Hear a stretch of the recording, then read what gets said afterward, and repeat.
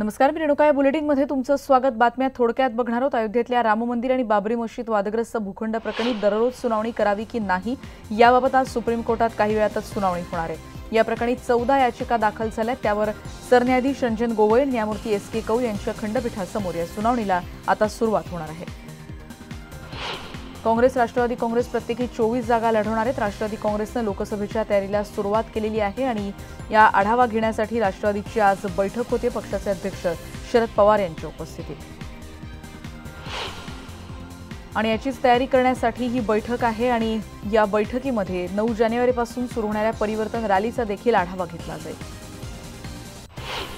अहमदनगरमध्ये लष्कराच्या कॅम्प परिसरात घुसखोरी करण्याचा प्रयत्न करणाऱ्या 3 जणांना अटक करण्यात आली आहे. भिंगार पोलीस ठाण्यात या संदर्भात गुन्हा देखील दाखल झालाय. ठाण्याची बातमी आपण बघतो आहोत. हरिनिवास सर्कल परिसरात कॅफे कॉफी डेला ही आग लागलेली आहे आणि ही आग विझवण्यामध्ये अग्निशमन दलाच्या जवानांना यश आलंय. सुदैवाने यात कोणतीही जीवितहानी झालेली नाही. सोशल मीडियावर मनसे अध्यक्ष राज ठाकरे यांच्या अधिकृत पेजवर आक्षेपार्ह शब्दात टीका करणाऱ्या एका तरुणाला पुण्यातल्या मनसैनिकांनी शिक्षा केली आहे. 50 उठाभाषा काढण्याची. सोशल मीडियावर देखील त्याला माफी मागायला लावण्यात आली. बातमी नागपूरची. देवलापार जिल्ह्यात देवलापार जवळच्या मानसिंगदेव अभयारण्यामध्ये एका वाघाचा बछडा मृतावस्थेत आढळलेला आहे आणि त्याच्या शिराचे तुकडे झालेले आहेत. एखाद्या वाघाने या 12 महिन्याच्या मादी बछड्याला ठार केल्याची शक्यता व्यक्त होती. मॅगीवर पुन्हा एकदा बंदी येऊ शकते, कारण मॅगीमध्ये शिसा असल्याची कबुली नेस्ले कंपनीनं सुप्रीम कोर्टात दिली आणि त्यामुळे ही घातक मॅगी खाण्याचा टाळा असा सल्ला आहार तज्ज्ञांनी दिलाय. सरगम सोसायटीनं पत्र देऊनही अग्निशमन दलानं तपासणी केली नाही. ही बातमी न्यूज 18 लोकमतनं दाखवली होती आणि या प्रकरणात डेप्युटी अग्निशमन अधिकाऱ्याला फक्त कारणे दाखवा नोटीसच दाखवण्यात आली आहे. विरारमधली बातमी. अज्ञात आणि 4 दुचाकी काल रात्री जाळलेल्या आहेत. विरारच्या कोकणनगर इथल्या साई निवास फेज 2 समोरच्या चाळींसमोरच्या मोकळ्या जागेत या दुचाकी ठेवण्यात आल्या होत्या. कुर्ल्याच्या क्रांतीनगर परिसरातल्या झोपडपट्टीत आग लागली. 4 वर्षाच्या मुलीचा यात मृत्यू झाल्याचं कळतंय. अहमदनगरमध्ये लष्कराच्या कॅम्प परिसरात घुसखोरी करण्याचा प्रयत्न करणाऱ्या 3 जणांना अटक करण्यात आली. भिंगार पोलीस ठाण्यात गुन्हा दाखल झालाय. एक आरोपी लष्करी गणवेशात होता आणि त्याच्याकडे बनावट आय कार्डही होती. मोकाट जनावरांच्या हल्ल्यात 7 वर्षांचा एक मुलगा गंभीर जखमी झाला. नाशिकच्या सिडको परिसरात महेश पवार असं त्याचं नाव आहे. सातारा पुणे महामार्गावर शिरवळजवळ पहाटे टँकरला अपघात झाला आणि यामध्ये टँकरनं पेट घेतला. सगळा टँकर जळून खाक झाला. पोलिसांनी काही वेळ इकडची वाहतूक बंद ठेवली होती. फेरीवाल्यांचं रेल्वे स्टेशन, शाळा आणि धार्मिक परिसरामध्ये विळखा सुरूच आहे. घाटकोपरमधली ही दृश्य आपण बघतोय. स्टेशन परिसरात बसलेल्या फेरीवाल्यांना हुसकवण्यासाठी पोलीस गेले होते, पण मुजोर फेरीवाल्यांनी धक्काबुक्की पोलिसांना केली आहे. एकाला यामध्ये अटक करण्यात आली आहे. घरगुती गॅस सिलेंडरमधून गॅस काढून तो कमर्शियल सिलेंडरमध्ये भरताना 17 जणांना पोलिसांनी डोंबिवलीत ताब्यात घेतलाय. 900 गावांमध्ये दुष्काळ जाहीर करण्यात आला. राज्य मंत्रिमंडळाच्या बैठकीत हा निर्णय घेण्यात आला. लवकरच यासाठीचा GR काढला जाईल. दुष्काळ मोठा असला तरी सरकार त्यासाठी लढायला तयार आहे असं मुख्यमंत्र्यांनी म्हटलंय. पेट्रोल डिझेलच्या दरात कपात सुरू आहे. पेट्रोल दरात 21 पैसे, डिझेलच्या दरात 23 पैशांची कपात झाली आहे. मुंबईकरांसाठी येत्या काही दिवसात 12 वातानुकूलित लोकल दाखल होत आहेत. मध्य रेल्वेसाठी 6 आणि पश्चिम रेल्वेला 6 AC लोकल मुंबईकरांच्या सेवेत हजर होणार आहेत. मुंबईला नवी राजधानी एक्सप्रेस भेट मिळण्याची शक्यता आहे. जानेवारीच्या शेवटच्या आठवड्यात दिल्ली ते मुंबई दरम्यान ही नवीन राजधानी एक्सप्रेस सुरू होण्याची शक्यता आहे. रेल्वेचं आरक्षण करताना आता कम्प्युटर स्क्रीन्सवर विमानाप्रमाणे माहिती मिळू शकणार आहे. त्यामुळे किती जागा शिल्लक आहे हे रिझर्वेशन करताना पाहता येऊ शकेल. आवाजाची नक्कल केली म्हणून 14 वर्षांच्या विद्यार्थ्याला शिक्षकानं काठीनं बेदम मारहाण केल्याची घटना पिंपरी चिंचवडमधल्या मोशी बोऱ्हाडेवाडी परिसरात घडली. नाशिकच्या वाडिवरे परिसरामधल्या मानवी सांगाडा तिथे आढळलेला आहे आणि पोलीस ठाण्यात गुन्ह्याची नोंद झाली आहे आणि हा महिलेचा आहे अशी माहिती देखील कळते. एसटी महामंडळ आता मालवाहतूक सेवा देखील सुरू करणार आहे. गोदामांच्या व्यवसायातही महामंडळ आता उतरणार आहे. कोल्हापूरच्या CPR रुग्णालयात स्वाईन फ्लूनं गर्भवती महिलेचा मृत्यू झाला. रेखा मुरुडकर असं या महिलेचं नाव कळतंय. त्या रेंदाळच्या रहिवासी आहेत. बाथरूममध्ये गुदमरून तरुणीचा मृत्यू झाल्याची धक्कादायक घटना काल मुलुंड भागात घडली. नीपा गाला असं तिचं नाव कळतंय. आंघोळीदरम्यान गरम पाण्याच्या वाफेमुळे गुदमरून तिचा मृत्यू झाला. विक्रोळीत एका महिलेनं कौटुंबिक कारणांना कंटाळून मुलीसह लोकलखाली आत्महत्येचा प्रयत्न केला आणि महिलेनं ट्रॅकवर उडी घेतली, पण तिथे उपस्थित रेल्वे पोलिसांमुळे तिचा जीव वाचला.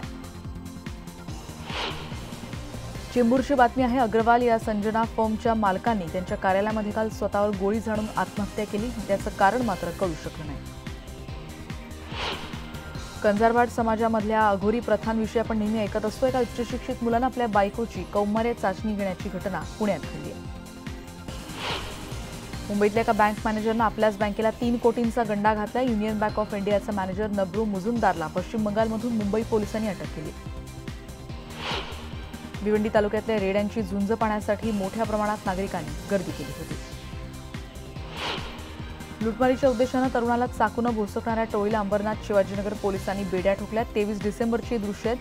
अंबरनाथ एमआयडीसी परिसरात अखिलेश आणि रोहित वर्मा या दोघांना 3 जणांच्या टोळीनं चाकूनं मारहाण केली होती. मुंबई महापालिकेच्या प्रस्तावित कचरा डेपोमुळे अंबरनाथ तालुक्यातलं करवले गाव चर्चेत आलेलं होतं, पण या परिसरात केमिकलचे हजारो ड्रम आणि केमिकलनं भरलेल्या पिशव्या जमिनीत गाडल्या जातात अशी बाब समोर आली आहे. राज्यात मराठी चित्रपटांची परवड सुरू आहे. पुलंच्या जीवनावर आधारित भाई व्यक्ती की वल्ली या चित्रपटाला पुण्यामध्ये सिंगल स्क्रीन थिएटर्स मिळत नाहीत. असं असेल तर आम्ही चित्रपट बनवायचे की नाही असा सवाल निर्माता दिग्दर्शक महेश मांजरेकर यांनी उपस्थित केला. या सिनेमाच्या मदतीला मनसे धावून आली आहे. जास्तीत जास्त खेळ द्या, नाहीतर मनसे स्टाईलला आंदोलन करण्याचा इशारा त्यांनी दिला. वारंवार हेलपाटे मारूनही कर्ज प्रकरणात टाळाटाळ करणाऱ्या लक्ष्मी दहिवडी इथल्या बँक ऑफ इंडियाच्या मॅनेजरला महिलांनी घेराव घातला. 30 ते 40 महिलांनी घेराव घातला आणि या मॅनेजरला जाब विचारला.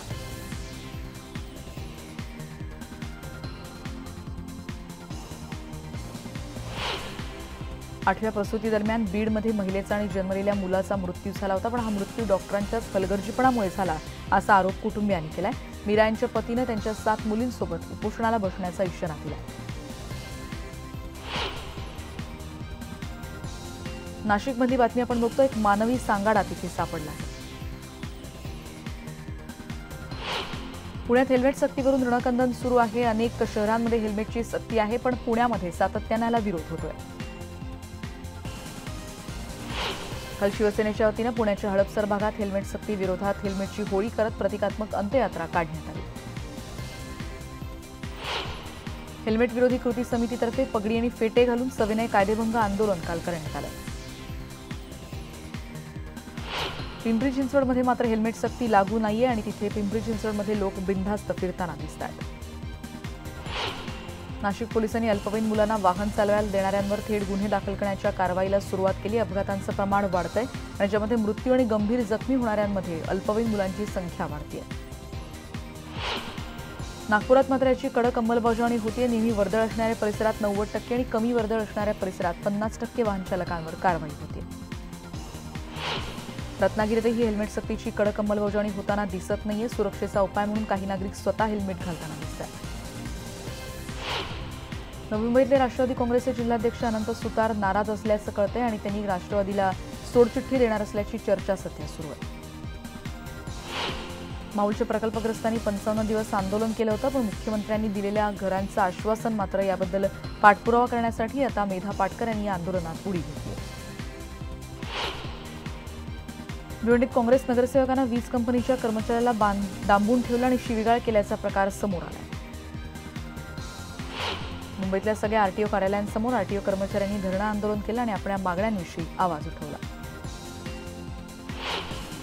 कांद्याच्या वारंवार पडणाऱ्या दरामुळे सरकार त्रस्त आहे आणि यावर तोडगा काढण्यासाठी पणन खात्यानं कांद्याला हमीभाव द्यावा असा प्रस्ताव केंद्राकडे पाठवल्याची माहिती पुढे येते.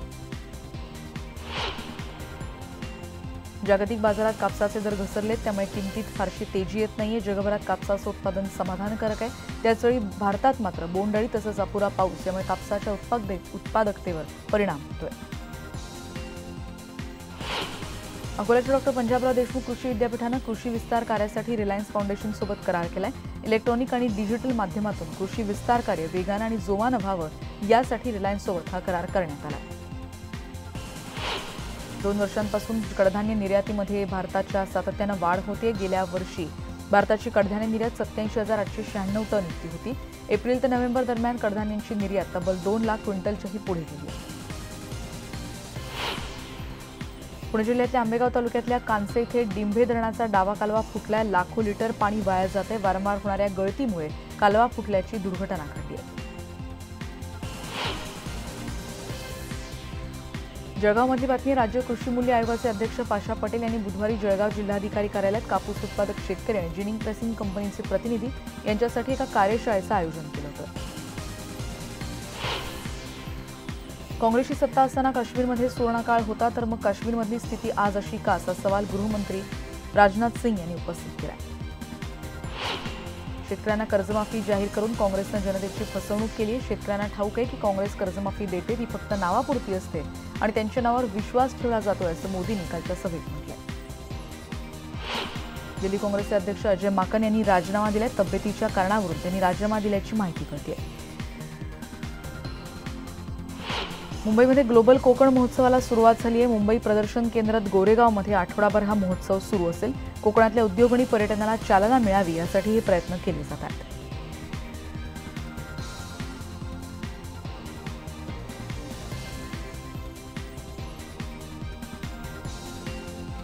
उत्तर प्रदेशमध्ये प्रयागराज इथे 15 जानेवारीपासून कुंभमेळा भरवला जाणार आहे। 12 कोटी भाविकाला हजेरी लावण्याची शक्यता आहे। जय्यत तयारी सुरू आहे।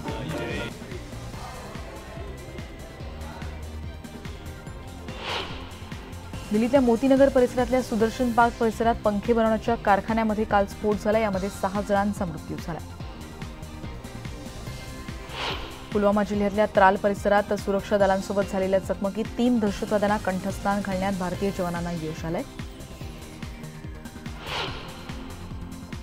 शबरीमला मंदिराच्या गाभाऱ्यात 2 महिलांनी प्रवेश केल्याचे तीव्र पडसाद काल उमटले होते आणि बंदला अनेक ठिकाणी हिंसक वळण लागलं। या सगळ्या पार्श्वभूमीवर श्रीलंकेच्या एका महिलेने देखील आज या मंदिरात प्रवेश केलाय। प्रयागराज येथे कुंभमेळ्यासाठी विविध आखाड्यांच्या साधूंचं आगमन होतंय आणि मोठ्या प्रमाणात सुरक्षा तैनात आहे। पश्चिम बंगालमधल्या सरकारी कर्मचाऱ्यांना मूळ पगाराचे 125% महागाई भत्ता देण्याचा निर्णय घेण्यात आलाय, ज्याची माहिती मुख्यमंत्री ममता बॅनर्जी यांनी दिली आहे।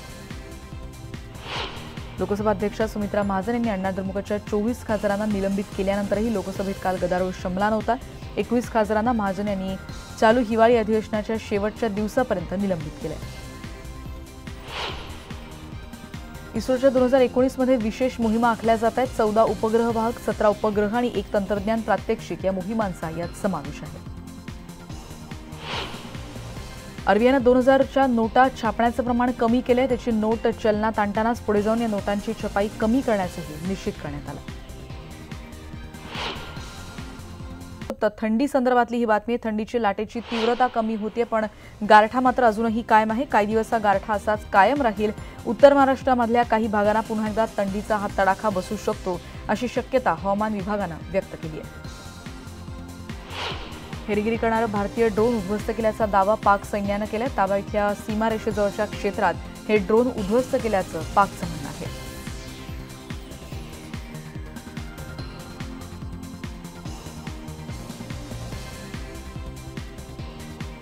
हिमाचल प्रदेशमधली बातमी आहे। किन्नौर इथे थंडीची लाट पसरलेली आहे आणि पाण्याचे स्रोतही आता उठायला सुरुवात झालेली आहे आणि त्यामुळे नागरिकांचे मात्र मोठे हाल होत आहेत। काश्मीर खोऱ्यात मोठ्या प्रमाणावर बर्फवृष्टी होतीये। पर्यटकांची संख्या त्यामुळे श्रीनगरमध्ये वाढते आहे। बातमी अमेरिकेतली एडी रोंडेक या समाजाचा आधारस्तंभ असणारं चर्च आगीच्या ज्वाळांनी काल भस्मसात झालं। 19व्या शतकापासून हे चर्च होतं आणि ऐतिहासिक ठेवा यामुळे नष्ट झालाय। सुदैवाने यात कोणतीही जीवितहानी झाली नाही। अवकाशात क्षेपणास्त्र सोडण्यावरून अमेरिकेनं इराणला इशारा दिला। येत्या काही महिन्यात इराणनं कुठलंही क्षेपणास्त्र अवकाशात सोडू नये असं यामध्ये म्हणण्यात आलंय। चीनमधली बातमी। सिच्युआन प्रांताला भूकंपाचा मोठा धक्का बसलाय आणि 5.3 रिश्टर स्केल इतकी त्याची क्षमता नोंदवण्यात आलेली आहे। इमारती कोसळल्यात, जीवितहानीचं वृत्त नाही। रशियामध्ये नवीन वर्षाच्या सुरुवातीलाच ईद गॅसच्या गळतीमध्ये आतापर्यंत 37 जणांचा मृत्यू झालाय। 6 लहान मुलंही आता गावली आहेत। ऑस्ट्रेलियाची बातमी आहे। न्यू साऊथ वेल्समध्ये इंधनाची वाहतूक करणाऱ्या मालवाहू ट्रेनला भीषण आग लागली। बाजूने जाणाऱ्या हायवेची वाहतूक देखील त्यामुळे बंद करावी लागली। अग्निशमन दलाच्या 100 गाड्यांनी या आगीवर नियंत्रण आणलं। आता क्रिकेटमधला अपडेट। सिडनीमध्ये चौथी आणि शेवटची कसोटी सुरू आहे आणि भारताची मजबूत स्थिती सध्या पाहायला मिळते, कारण ऋषभ पंतनं शानदार शतक ठोकलंय। पण हुरहुर वाटणारी गोष्ट अशी की चेतेश्वर पुजाराचं द्विशतक मात्र 7 धावांनी हुकलेलं आहे।